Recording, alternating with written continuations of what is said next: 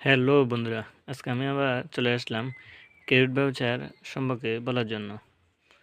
Credit আমি গত ক্লাসে বলেছিলাম ডেবিট ভাউচার কীভাবে তৈরি করা হয়। আর আমার এই ক্লাসে আমি ক্রেডিট ভাউচার তৈরি করার নমুনা ছক দেখাবো।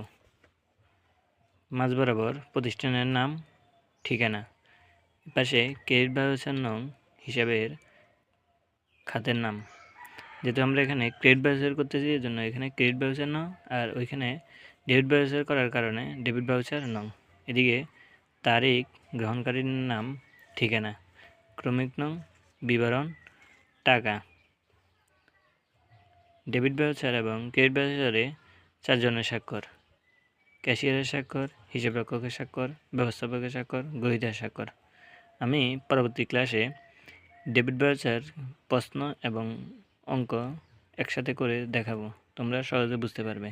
আশা করি আজকে তোমরা ঘর সম্পর্কে ধারণা নিতে পারবে আমার এই ভিডিও দেখার পরে।